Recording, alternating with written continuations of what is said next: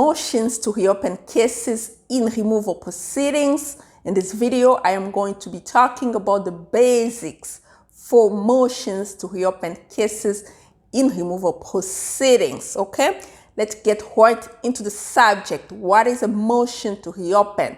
Simply a tool that allows people who have been ordered removed to actually reopen their case so that they can provide new evidence that were not available on trial, and those evidence are so material that it will affect the outcome of the case.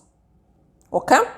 Simple as that. It gives you the opportunity to provide the newfound evidence not available at trial. When you were at trial, those evidence were not available. And now that they are available, they are so material that they will change the outcome of the case. And now you went there to ask them to reopen your case so you can argue again. That's the motion to reopen. Okay? So, what are other grounds? Well, you can file a motion to reopen based on changed country condition. You can file a motion to reopen based on being a survivor for domestic abuse. Okay? Those are common grounds. And then we have other grounds: ineffective assistance of prior counsel, which prejudice the case. Ineffective assistance of prior counsel. This is really major because in order to file a motion to reopen based on ineffective assistance of counsel, you have to meet procedural requirement and substantive requirement. In other words, if you say that this lawyer really prejudiced my case, did not provide me with did not handle my case the way it was supposed to be handled, that's why my case, the thing that I was asking, like a relief that I was asking, that's why it got denied. Well, then you have to prove it, right? First, procedurally, you have to talk to the lawyer and give them the opportunity to respond. Then file a complaint. In some states, you don't have to file a complaint. The fact that you talk to the lawyer and give them the opportunity to respond, and if they don't respond, 3 days is not enough. In some states, well, you just give them at least 2 weeks, the opportunity to respond to the fact that you are claiming ineffective assistance of counsel. So basically, you made them aware of you want to file a complaint or you want to file a motion based on ineffective assistance of counsel, and you give them the opportunity to respond. And once they respond or they don't respond, then you file a complaint. Some states you're not required to file a complaint, but in some states you are required to file a complaint. But anyway, whether they respond or don't respond, but the fact that you gave them the opportunity to respond is pretty much satisfactory to the procedurally. Okay. Then we go with substantive. Well, an example could be, well, this lawyer missed the deadline. Remember, we have a deadline to filing a motion to reopen or to filing an appeal. Let's say somebody was supposed to appeal. You have 30 days from the day the decision was rendered to file an appeal. And if the lawyer missed the deadline and really damage you because you had no opportunity to appeal, then substantively, well, whatever they've done really has prejudiced you. Yes, you can file a motion to reopen based on that, ineffective assistance of counsel, and then go back to your appeal. Okay? So then we have, beside that, then we have argument that an individual is not deportable as charged or is eligible for relief. So another argument or another ground to filing a motion to reopen is the fact that now you want to argue that you cannot be deported or you are eligible for a new type of relief. You cannot be deported because you have there's a newly vacated convictions. Let's say you were convicted for some type of crime and then now they've vacated that crime, like they've dismissed the case. While now you can go back and say, well, I'm not deportable on those counts of those criminal counts, okay?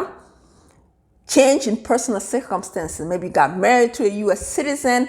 Now you have to say, you want to reopen your case because you want to say, I'm eligible for a green card to adjust status here, okay? Well, violation, if there were a violation during the proceedings itself, some violation, court violation, or somebody violated the proceedings itself, you can file a motion to reopen it in your argument. Issue case law that affect removability subsequently.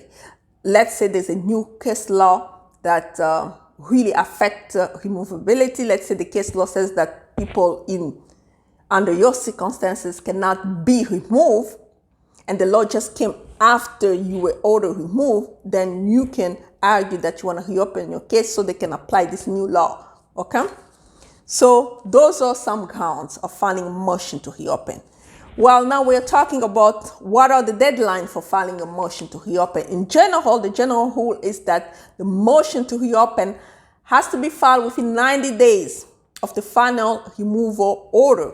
However, there's always, as you know, always exceptions, right?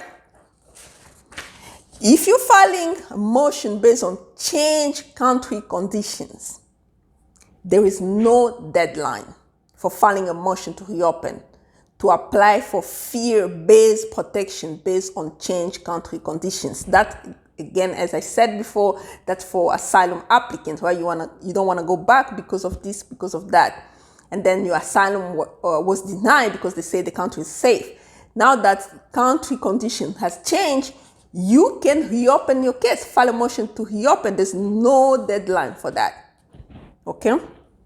Domestic violence. If you are a survivor of domestic violence, they said a motion to reopen filed by certain battered spouses, children, or parent of abusive U.S. citizen or lawful permanent resident must be filed within 1 year of the final removal order.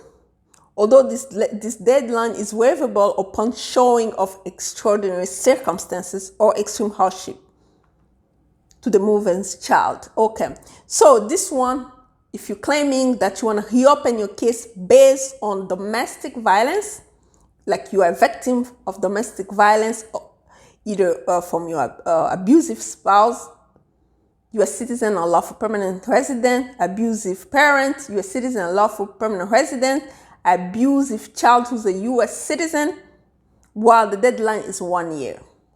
However, there's an exception if you show that extraordinary circumstances or extreme hardship, okay, to the movement's child, to the person, to you. If you have a child and you want to claim extreme hardship on a child or extraordinary circumstances on you that prevented you to file that motion within that 1 year deadline, then they can waive that, and then really you can file your motion to reopen. All the basis, motion to reopen, sua ponte at any time. That's when the judge reopen, you ask the judge to reopen the case sua ponte. This is really a little difficult, but it can work. DHS motion, that's when you really miss the deadlines and you don't have any of those listed above, the things that I've just listed as argument as far as the deadline is concerned. Then you have to file a joint motion. Like you have to ask ICE to join you in that motion. If the ICE agree, then the case will be the case will be reopened. Then you can argue in court for whatever reason you wanted to argue in court, okay? Most of the time, people just go with DHS motion because a lot of people don't meet those other criteria.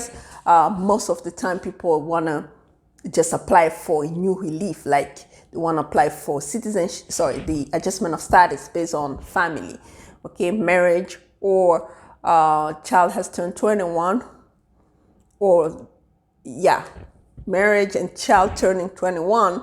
So those are the people who actually go with DHS motions because they really miss the deadline and they don't qualify under those other things. So what else? Because I'm reading, right? So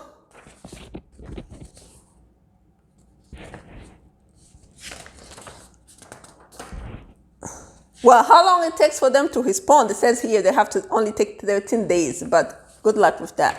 If the cases are, yeah, if you have good argument, yeah, they're supposed to only take like 13 days, but yeah, they don't.